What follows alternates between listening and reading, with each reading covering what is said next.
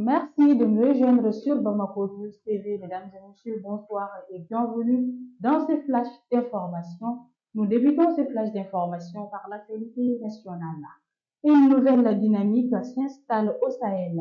Le ministre des Affaires étrangères et de la coopération internationale, son Excellence M.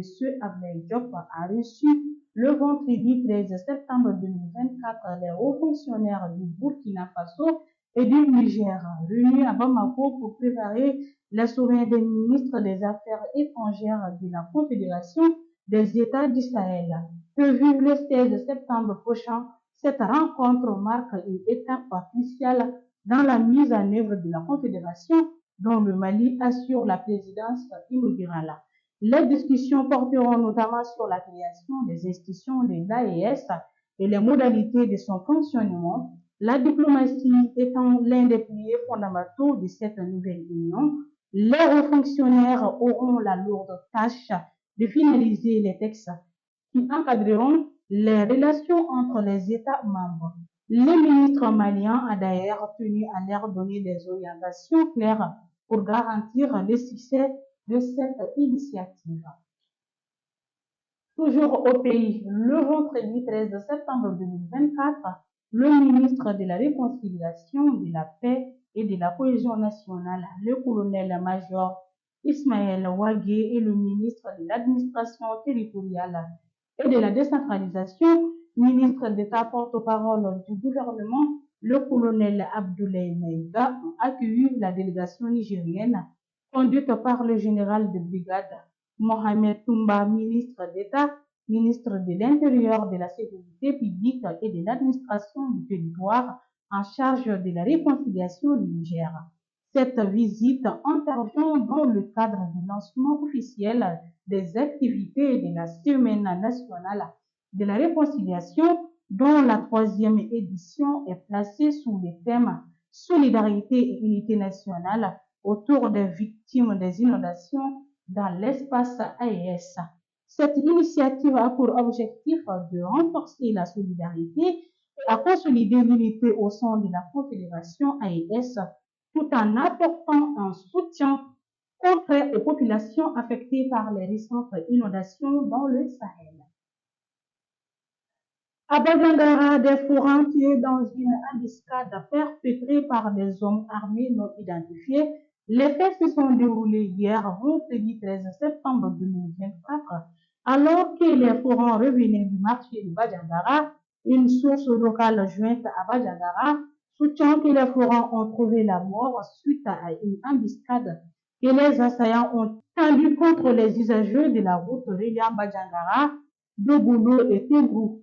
Selon les explications, les auteurs de ces énièmes crimes ignobles auraient ouvert le feu contre un jardinier de l'un de ces deux villages avant de faire subir le même sort aux forains qui revenaient de la ville de Badagara. L'attaque a fait des victimes, 5 personnes tuées selon certains et plusieurs blessés, pris en charge par le centre de référence sanitaire de Badagara. Certains survivants de cette attaque pris de panique ont passé la nuit dans la ville de Badagara, a-t-il indiqué la source. Le vendredi 13 septembre 2024, les Aiglones maliennes ont battu le Cameroun sur un score de 103-45. Ainsi, le Mali s'est qualifié pour la finale de la compétition de l'Afro-Basket féminin U18 2024. Ensuite, l'équipe féminine du Mali est qualifiée pour la Coupe du Monde U19 2025. À partir du 1er octobre prochain, les élèves reprendront le chemin de l'école pour la rentrée scolaire 2024-2025.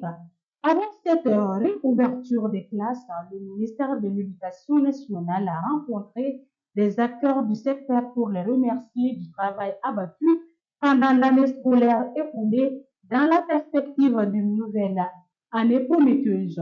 Au regard de la symbiose dans les échanges entre les différentes parties, l'année scolaire 2024-2025 peut démarrer sous les bons auspices.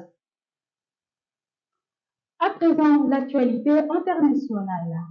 37 prévenus, dont 3 Américains, ont été condamnés vendredi à la peine de mort par un tribunal militaire de Kinshasa au procès de la tentative de coup d'État que l'armée de la République démocratique du Congo a dit avoir déjoué à mort.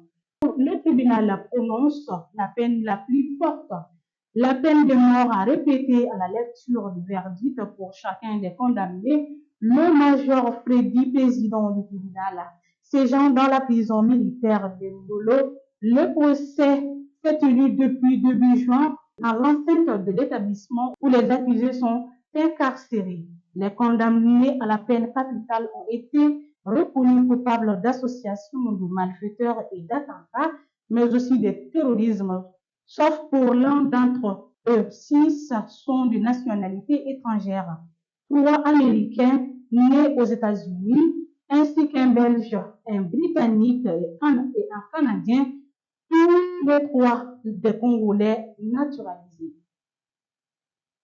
Le ministre de l'Action humanitaire de la solidarité nationale a rencontré le vendredi 13 septembre 2024 son collègue ministre d'État, ministre de la Communication, de la Culture, des Arts et du Tourisme, M. Jean-Emmanuel Ouédraogo, pour échanger sur le phénomène de la mendicité qui prend de l'ampleur dans nos grandes villes.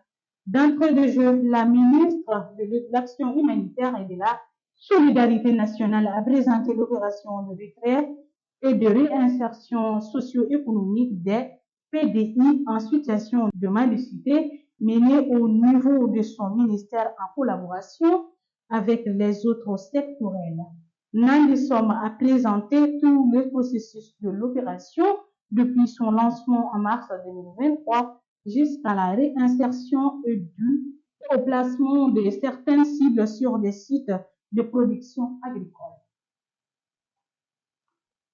L'armée française traverse une période délicate en matière de recrutement et de fidélisation de ses effectifs. Confrontée à une baisse significative du nombre de candidats et à des défis de rétention du personnel, l'institution militaire fait face à une équation complexe. Les causes de ces difficultés sont multiples. L'évolution démographique défavorable, concurrence accrue du secteur privé dans un contexte de faible chômage et un décalage grandissant entre les aspirations de la jeunesse et les exigences de la vie militaire. Cette situation a poussé les hauts responsables militaires à tirer la sonnette d'alarme et à mettre en place des mesures correctives pour inverser la tendance. Et voilà, mesdames et messieurs, nous sommes au terme de ce flash d'informations. Merci à vous de l'avoir suivi. Au plaisir de vous retrouver très prochainement. D'ici là, portez-vous bien.